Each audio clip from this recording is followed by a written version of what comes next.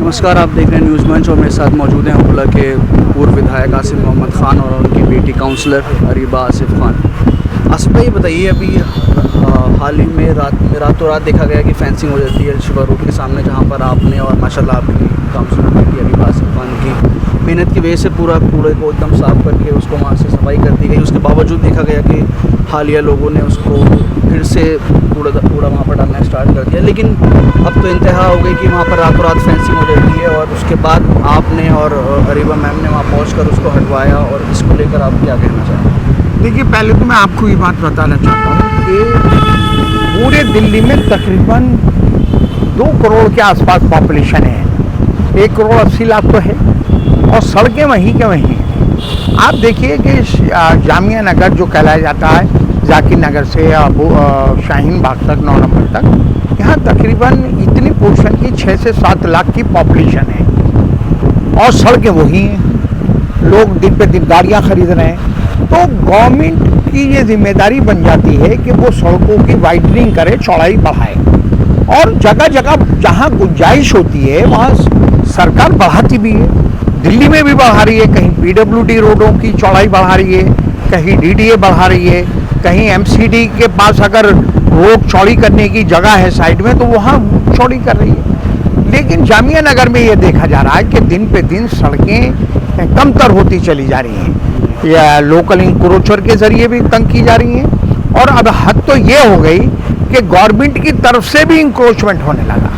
आज अलशिफा हॉस्पिटल के सामने जो हमारी 3-4 रोड हैं जो लाइफ लाइन कहलाई जाती हैं, जो रेत के नई जामिया नगर थाने से लेके 9 नंबर पार्क तक, और उधर जामिया नगर थाने से लेके और ये सरिता विहार रोड तक, और ये बीच में है 6 नंबर है और ये 40 फीटा है, ऐसे कहीं ना कहीं ये लाइफ लाइन रोड है कहलाई जाती है। उसमें एक रोड को आज तकरीबन 30 से 35 फीट यूपी इरिगेशन तार नहीं खींच रही थी, तकरीबन 6 फीट गहरी बाउंड्री खुदाई गई की और 4 फीट चौड़ाई, और ये यहाँ से लेके हरी कोठी के आसपास से लेके और जामिया नगर थाने तक सड़क से बिल्कुल सटाकर, जो तारकोल की रोड है उससे सटाकर ये तकरीबन 8-10 फीट ऊंची दीवार करने जा रहे थे, है ना। तो देखिए, ये रोड जो है ये पब्लिक प्रॉपर्टी है, ये किसी की जागीर नहीं है, पब्लिक प्रॉपर्टी है, पब्लिक के लिए बनाई गई है, और पब्लिक को फैसिलिटी देने की बजाय आप पब्लिक की रोड्स जो हैं और तंग करने जा रहे हो, और आप हठधर्मी से करने जा रहे हो, आप गुंडागिरी से करना चाहते हो, आप पुलिस के बलबूते पर इंक्रोचमेंट करना चाहते हो, तो ये तो नहीं होने देंगे। और आज वही हुआ, क्योंकि ये कुछ रोडें हैं यहाँ, देखिए हैं तो दिल्ली गवर्नमेंट है, कभी किसी टाइम पे दिल्ली स्टेट ने ये यूपी इरिगेशन को, क्योंकि आगरा कैनाल यूपी के लिए यहाँ से कैनाल निकली थी, तो ये इसलिए ये जगहें दी थी, ये है दिल्ली की जगह, सिर्फ इनको हैंडओवर की हुई हैं, क्योंकि उस ज़माने में यहाँ आबादी थी नहीं, तो इनके निकलने पड़ने के लिए रोडें भी होनी चाहिए थी, सर्वेंट क्वार्टर भी होने चाहिए। देखा गया उन्होंने बकायदा बोर्ड लगाया हुआ है कि ये ज़मीन किसकी है किसकी नहीं है, ये झगड़ा नहीं है। झगड़ा ये है कि पब्लिक लैंड पर पब्लिक रोक पे कोई प्राइवेट आदमी इंक्रोच करे या गवर्नमेंट एजेंसी कोई इंक्रोचमेंट करे, इंक्रोचमेंट है। तो अगर 30-35 फीट का आप इंक्रोचमेंट कर रहे हो, आपकी दीवार ऑलरेडी हुई भी है, पीछे निशानदेही हुई भी है, कहीं टूटी हुई है, आप उसकी मरम्मत करो, वहाँ से आप 30-35 फीट सड़क की तरफ बढ़े भजा आप। अच्छा, दूसरी बात ये क्या सोच है, मुझे मजबूरन कहना पड़ रहा, जो आज ये माहौल हिंदुस्तान में पैदा हो गया है, मुझे लगता है वही सोच इन इरिगेशन वालों के जहनों में भी हो गई है। तुम कालिंदी कुंज से लेके जैतपुर की तरफ जो रोड जा रही है, ये भी यूपी गवर्नमेंट की है, आप वहाँ चौड़ाई बढ़ा रहे हो, आप वहाँ जाइए, 4-5 फीट उधर खरंजे लगा रहे हैं रोड के, 4-5 फीट इधर लगा रहे हैं, आप वहाँ 10 फीट रोड को बढ़ा रहे हो, और आप जामिया नगर की रोड को 30-35 फीट टाइट कर रहे हो, तंग कर रहे हो। तो ये कहीं ना कहीं एक खास वर्ग को परेशान करने की जानबूझ के देखिए, आप यहाँ हमें कूड़ेदान की जगह नहीं दे रहे, है ना, हमारे एमसीडी की यहाँ कोई जगह लैंड नहीं, अनऑथराइज कॉलोनी है ना, किसी भी गवर्नमेंट एजेंसी की यहाँ अगर जगह है तो यूपी गवर्नमेंट की है। हम मालिकाना हक की बात नहीं कर रहे। अगर आपकी कहीं चार दीवारी हुई हुई कोई लैंड पड़ी हुई है, हम उसकी बात नहीं कर रहे। होगी आपकी, ये रोड मालिकाना हक होगा आपका, लेकिन पब्लिक प्रॉपर्टी है ना, पब्लिक के चलने के लिए बनाई गई है ना। आप उसको कैसे इंक्रोच कर लोगे भाई? बहुत सी जगह हैं, आप जाएंगे 6 नंबर के पास तकरीबन 30-35 बीघा जगह है, बाउंड्री कर रखी है।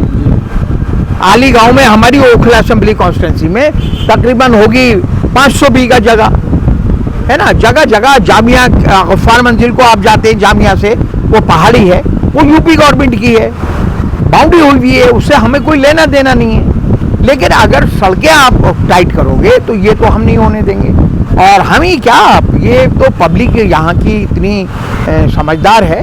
आज पब्लिक भी निकली, हम भी निकले, सब लोगों ने मिलजुल के। लेकिन देखा गया कि आप हों या आपकी बेटी आसिफ साहिबा हों, हमेशा मौजूद रहती हैं ओखला की जनता के लिए, लेकिन कहीं ना कहीं आम आदमी पार्टी के जो विधायक हैं वो नदारद नज़र आते हैं, चाहे इस मौक़ों पर वो कभी भी नज़र नहीं आते। इस पर आपका क्या कहना? देखिए, ऐसा है, हर आदमी का अपना स्टाइल काम करने का, और 5 साल के बाद जब इलेक्शन होता है तो पब्लिक उसका जवाब देती है। अपोजिशन का काम तो इल्ज़ाम लगाने का होता है, हम उस पर बहुत इल्ज़ाम लगा सकते हैं, हमारे पास सबूत है। लेकिन 3-4 महीने इलेक्शन रह गए, पब्लिक उस बात को खूब समझ रही है कि एरिया का क्या हाल हुआ है। मैं तो 5 साल MLA रहा, एक तो जीता 2 बार, एक बार में 10 महीने रहा और एक बार में 4 साल रहा। उस ज़माने में हमें 4 करोड़ रुपए फंड मिलता था, टोटल मिला के हमें 20 करोड़ मिला। 20 करोड़ में हमने पूरी कॉन्स्टिट्यूंसी में कोई आदमी एक रोड नहीं बता सकता जो हमने नहीं बनाई। केजरीवाल के क्योंकि सारे MLA पहली बार इनके जीत कर आ गए थे, तो 3-4 को छोड़ 4-5 को छोड़ के तो इन्होंने अपने MLA का 10 करोड़ रुपए फंड कर दिया। अमानतुल्लाह को पिछले 10 साल से वो विधायक है, 100 करोड़ तो उसे MLA फंड में मिला है, 100 करोड़। ये ऑफिशियल है, मैं इल्ज़ाम नहीं, वो भी नहीं कह सकता कि मैं इल्ज़ाम लगा रहा हूँ। लेकिन ओखला में तो नज़र नहीं आ रहा कि उन्होंने कहीं थोड़ा। अब सुनिए, तो 400-450 करोड़ वो है जो जल बोर्ड का, मैं जल बोर्ड का मेंबर रहा, शीला दीक्षित ने मुझे बनाया था जब चीफ मिनिस्टर थी, चेयरमैन वो थी, तो बोर्ड से हमने 450 करोड़ रुपये सीवेज के लिए सैंक्शन करवाए थे। जितना सीवर का काम चल रहा है ये वो है जो शीला दीक्षित पैसे देकर गई।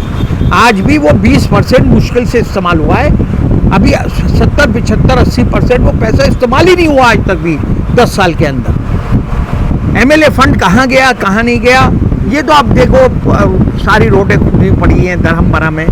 हमारे साथ एक प्रॉब्लम क्या है, हम करवाना तो बहुत कुछ चाहते हैं। मैं तो पहली बात इलेक्शन लड़वाने के ही मूड में नहीं था अरीबा को, क्योंकि मैं सिस्टम समझता था, क्योंकि हमारा वार्ड जो है 99% अनऑथराइज है, और अनऑथराइज में काउंसलर कोई काम नहीं कर सकता, क्योंकि जो MCD को उसके बावजूद भी माशाल्लाह नहीं, जो काउंसलर जो MCD को हैंडओवर हो जाता है आप उसी पोर्शन में काम करवा सकते हैं। हमारे पास सिर्फ जसोला का पॉकेट 11 जनता फ्लैट, एक छोटी सी पॉकेट है, सिर्फ ऑथराइज वो है, बाकी 100% हमारा एरिया अनऑथराइज है। इसीलिए हमें सैनिटेशन के लिए जहां हमें 450 आदमी मिलने चाहिए थे वहां 110 आदमी मिले हुए हैं, है ना। हर चीज़ जो है, और ख़ास बात आप ये देखिए, बात ऑथराइज अनऑथराइज की नहीं है। अब तो कॉर्पोरेशन में भी केजरीवाल है, दिल्ली सरकार में भी कुल 15 लाख रुपया पूरे साल में काउंसलर फंड मिला है। वो इनके काउंसलरों को भी इतना ही मिला, बीजेपी के काउंसलरों को भी 15 लाख मिला, आम आदमी पार्टी के भी मिला। उससे पहले 1.5-2 करोड़ रुपया काउंसलर को अपने वार्ड में काम करने के लिए मिलता था। अभी पूरा आप बताइए 15 लाख में, अब स्ट्रीट लाइट भी हमें देखनी है ना, हमें स्टोर चलाना है, उसको भी देखना, जो मेन होल हैं, गली ग्रीटिंगें हैं, वहाँ रोडी बदरपुर मेंटेनेंस, गड्ढे, है ना। और ख़ास बात ये होती है कि स्टोर पे एक ट्रक होता है, वो भी आपके नहीं दिया, कहा कि काउंसिल फंड से लीजिए।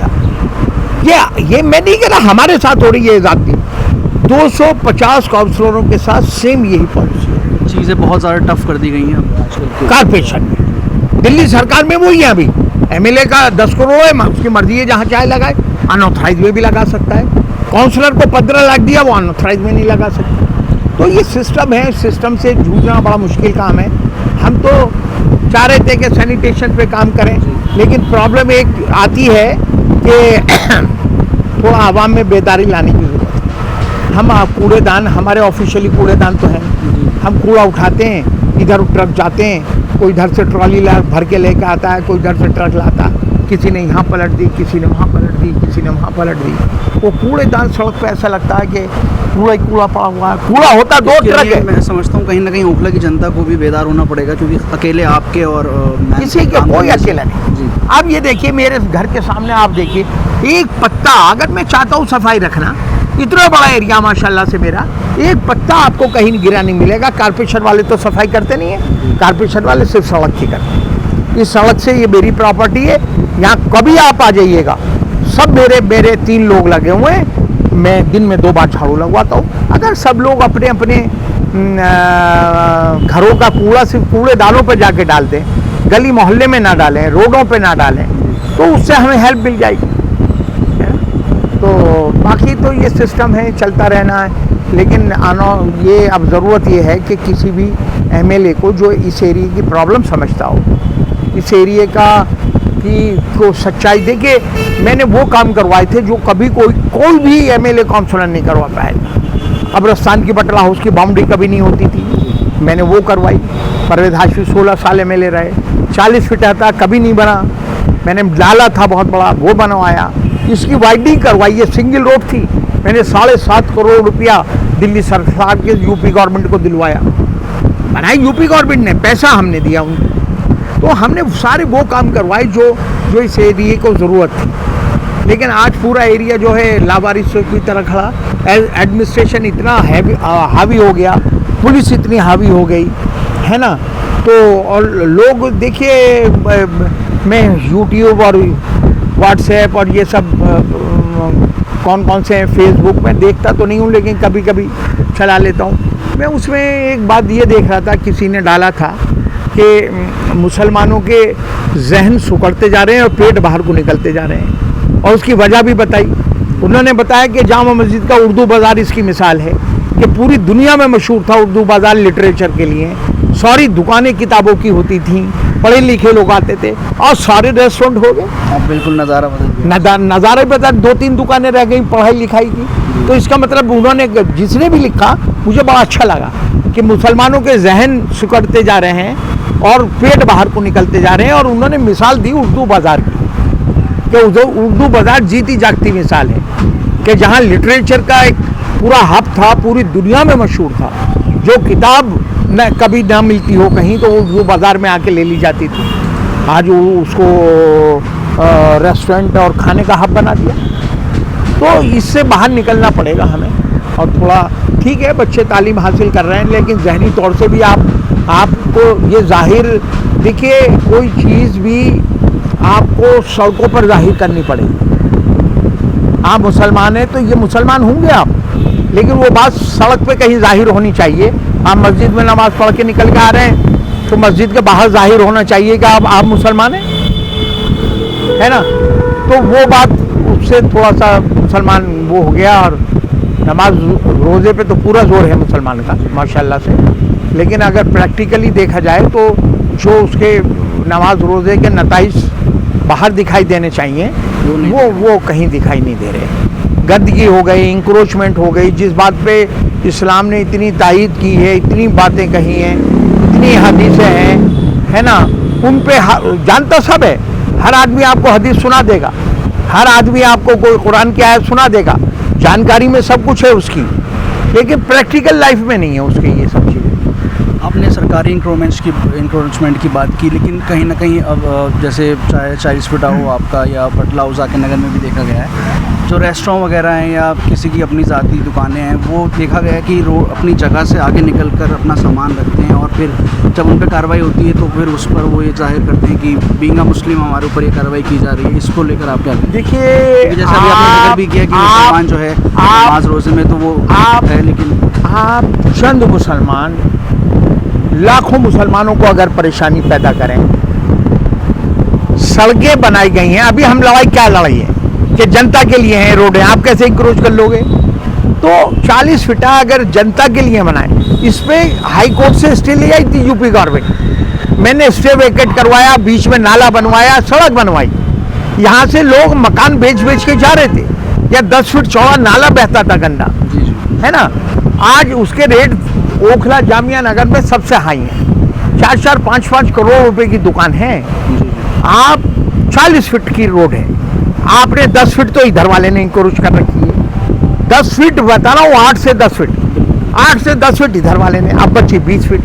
20 फीट पे स्कूटर खड़े होते हैं, फिर पब्लिक प्लेटें लेके वहाँ खाना खाती है।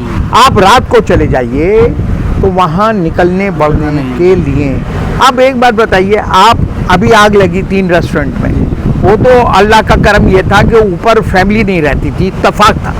नहीं, वहाँ 5-5, 6-6, 7-7 मंजिलें, सब में फैमिलियाँ रहती हैं। नीचे तंदूर चल रहे हैं, भट्टियाँ चल रही हैं, खुदा न खास्ता आग लग जाए तो उन फैमिलीज को क्या हाल होगा। आप भी लोग यूट्यूबर्स, जब वहाँ लोग आप जाते हैं तो लोग वहाँ इनके खिलाफ बोलते हैं और कहते हैं कि नेताओं की भी लिबागत, नेता चाहे तो ये हो सकता है ना। जब कार्रवाई करते हैं तो यही यूट्यूबर ये दिखाते हैं मुसलमानों की दुकानें सील हो गई। अरे भाई, ये चंद मुसलमान लाखों मुसलमानों का रास्ता बंद किए हुए। अभी भी आपके सामने एक आया था। मैंने इन सब 40 फीट वालों से ये कहा है कि सारी चीजें, क्योंकि अरीबा काउंसलर है, अरीबा से कोई छिपी हुई बात नहीं है। ऐसा नहीं हो सकता कि हम ये कहते हैं हमें कुछ पता ही नहीं है, कौन सील कर रहा है, कैसे हो रहा है। हमें पता है कि जब 40 फीटे पे आग लगी तो यहाँ के रेजिडेंट ने लेफ्टिनेंट गवर्नर जगह जगह एजेंसियों में कंप्लेंट करी और वो कंप्लेंटें मूव करी। मीटिंगों में ये बात आई, हमने भी एग्री किया कि हाँ, लोग सख्त एतराज़ है, लोगों को बहुत परेशानी है लोगों को। डिप्टी कमिश्नर IS थी वो, उसके हमारी मीटिंगें हुई, उनमें ये बात हुआ।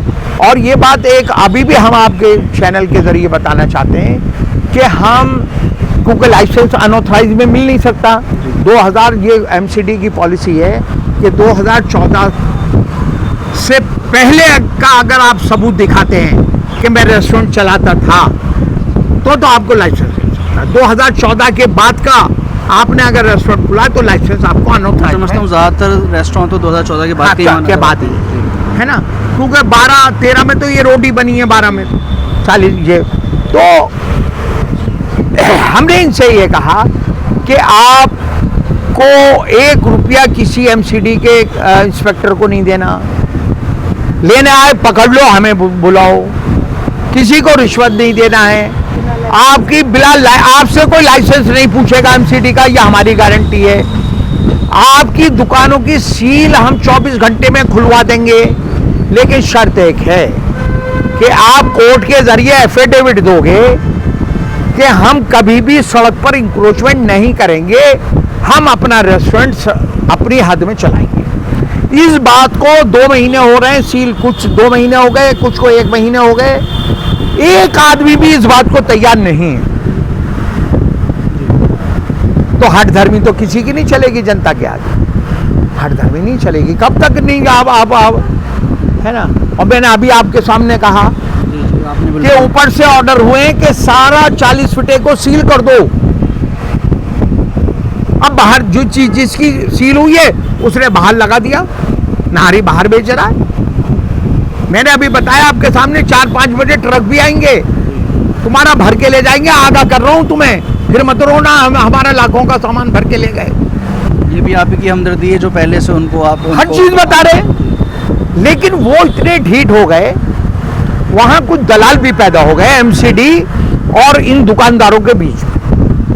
लेकिन उन कुछ मुसलमानों की वजह से पूरा समाज कहीं ना कहीं उस दलाल ने अभी पिछले 1 महीने में MCD के इंस्पेक्टरों को 5, 6, 7 लाख रुपए दिलवा दिए, और ये कह के दिलवा दिए कि तुम्हारी सील खुल जाएगी। वो पुलिस के लिए भी मुखबरी करता है वहां से, और MCD वालों की भी दलाली करता है, और रोल बेचता है वहां पर, सड़क पर बेचता है। दुकान नहीं है, दुकान उधर है, बेचता इधर है। और वो पुलिस वालों की वो मुखबरी करता है और MCD वालों की दलाली करता है। दलाल भी वहां बैठे हुए हैं MCD और इन दुकानदारों के बीच में। लेकिन मैं उन दलालों को बता देना चाह रहा हूँ, गलत फहमी में मत रहना, MCD वालों की खाल उतार दूंगा। अगर उन्होंने पब्लिक को इग्नोर किया और पैसे लेके काम करना यहाँ शुरू करा, ये नहीं होने देंगे। ये हम और काउंसलर नहीं है, ना किसी के यहाँ का फ्री खाना मंगाते, ना किसी के यहाँ खाना फ्री का खाते। अगर मंगाना भी होता है तो पहले पैसे रखते हैं उसके टेबल पे जब खाना मंगवाते हैं, और ना कभी इंट्रोडक्शन देते हैं। यहाँ से कोई जाता है लेने 40 रुपये पे, एक आदमी बता दे दुकानदार तारीबा को 200 वाला होने आ रहे हैं, किसी के यहाँ से हमने अगर एक सामान भी मंगाया हो। हमें पता नहीं है थाने में साले तुम रोज पूरे 40 रुपये के थाने तुम ही सप्लाई कर रहे हो खाने, 2-2 3-3 टाइम तुम्हारे यहाँ से जा रहे हैं। हमने तो कभी किसी को कहा ना, हमें शिकायत है ना, हम एक तरह का खाना खाना चाहते हैं, ना हम इसकी शिकायत कर रहे हैं। भैया आप कारोबार कर रहे हो, आप पैसे लोगे, जो भी खाना खाएगा हम खाएं, हम मंगाएं, हाँ आपकी जिम्मे आपको पैसे लेने चाहिए।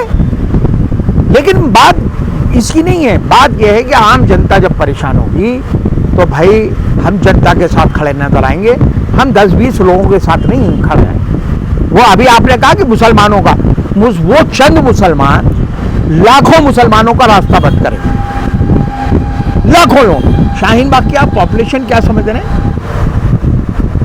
1.5 से 2 लाख। वो देखिए आज की तारीख में क्या है, वोट बहुत कम तादाद में लोग बनवाते हैं। पॉपुलेशन और वोट में फर्क होता है हमेशा, है ना। 12 साल पहले जब मैं एमएलए था तो मैंने जल बोर्ड के लिए टाटा कंसल्टेंसी से सर्वे करवाया था, 12 साल पहले बता रहा हूँ। तो जाकिर नगर से और 9 नंबर तक जो पॉपुलेशन निकाली थी उन्होंने, जिसमें नूर नगर, ओखला विहार, गफ्फार मंजिल, हाजी कॉलोनी भी था, तो तकरीबन 5 लाख की पॉपुलेशन निकाली थी। अब कम से कम 2 लाख तो बढ़ी गई होगी 12 साल में, है ना। तो इसका मतलब ये है कि ये जो जामिया नगर कहला जाता है, यह तकरीबन 7 लाख लोग रहते हैं। तो 7 लाख लोगों के हिसाब से रोडें होनी चाहिए, 7 लाख लोगों के लिए इंफ्रास्ट्रक्चर होना चाहिए, कूड़ेदान होने चाहिए, सफाई कर्मचारी होने चाहिए। न्यू फ्रेंड्स कॉलोनी में कितना है, 2 मंजिल मकान। हमारे यहाँ शाहीन बाग में 8-8, 9-9 मंजिल मकान है, 8-8, 9-9। पूरा नोएडा दिखाई देता है, आप छत पे चले जाए नोएडा ऐसा लगता है ये रहा। तो ये हमारी जिम्मेदारी है, कोशिश करते, सिस्टम है, उस सिस्टम से बाहर जाके कोई कुछ नहीं कर सकता। कोशिश करना काम होता है, कहीं कामयाबी मिल जाती है, कहीं नहीं भी मिलती। शुक्रिया बहुत। Areeba ma'am, being a counsellor Okhla के लिए आप हमेशा हर जगह खड़ी नज़र आती हैं, लेकिन अब क्या क्या मुश्किलात का आपको सामना करना पड़ता है? और अभी रात में हाल ही फिलहाल देखा गया कि रातों रात फेंसिंग कर दी जाती है वहाँ पर, और अच्छे खासी रोड को पूरा कवर करने की कोशिश है, लेकिन आपने और आपके फादर पूर्व विधायक भी रहे हैं ओखला के, उन्होंने वहाँ पहुँचकर उसको पूरा हटवा दिया। इसको लेकर आप देखिए, यूजुअली क्या होता है कि जब इंक्रोचमेंट का कोई किस्सा आता है तो यूजुअली ये सुनने में आता है कि गवर्नमेंट इंक्रोचमेंट हटा रही है। ये पहली बार आपको जामिया नगर में किस्सा सुनने में आएगा कि गवर्नमेंट इंक्रोचमेंट कर रही है। और क्यों कर रही है? क्योंकि यहाँ सारी मुसलमान पॉपुलेशन है। इस तरह की बहुत ही गिरी हुई हरकत ये यूपी इरिगेशन ने आज सुबह इन्होंने यहाँ करीबन 30 फीट तक सड़क को इंक्रोच करने की कोशिश करी, और इनका पूरा इरादा था कि वहाँ पे एक दीवार खड़ी करी जाए। और आपने देखा होगा, देखिए वो स्ट्रेच वैसे भी बड़ा कंजस्टेड रहता है, वो प्राइम रोड है बिल्कुल हरी कोठी वाली, और वो सब कनेक्टिविटी रहती है सारे एरियाज़ की उस रोड से। आप नोएडा के लिए भी उधर से लोग निकलते हैं, जसोला से घूमते हुए निकलते हैं, इधर आपका सारा रिंग रोड से जोड़ती है, मेन कनेक्टिंग रोड है, चाहे आपकी शाहीन बाग हो चाहे वो हो। अब आप वैसे ही रोड इतनी तंग चलती हैं, और शाम के वक्त बुरा हाल होता है, स्कूल टाइम में बुरा हाल होता है। ट्रैफिक पुलिस वालों की भी मैं कहती हूँ इसमें बिल्कुल ही इनकॉम्पिटेंसी है कि वो यहाँ पे ट्रैफिक नहीं मैनेज कर पाते, 2 दिन ड्रामा करने खड़े हो जाते हैं, उसके बाद अपने अपने जाके कमरों में बैठ जाते हैं। और ऐसे हालातों में आप एक ऑलरेडी कंजस्टेड रोड को और पतला करके कंजस्टेड करने की कोशिश कर रहे हैं। तो ये तो सीधा सीधा दिख रहा है कि आप लोगों को परेशान करना चाह रहे हैं। ये कोई पब्लिक इंटरेस्ट में तो आप काम नहीं कर रहे हैं, उल्टा पब्लिक इंटरेस्ट के अगेंस्ट काम कर रहे हैं।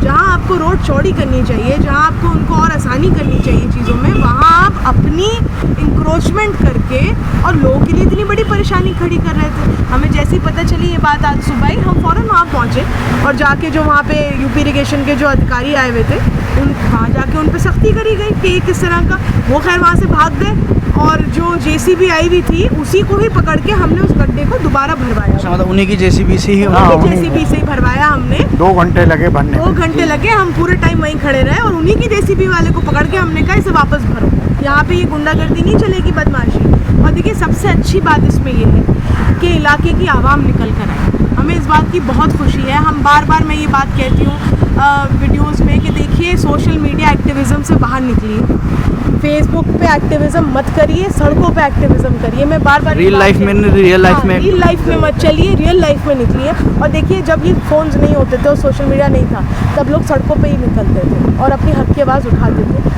और मुझे बहुत इस बात में खुशी है कहने में और मुतमईनी है कि आज हमने उसका एक एग्जाम्पल देखा।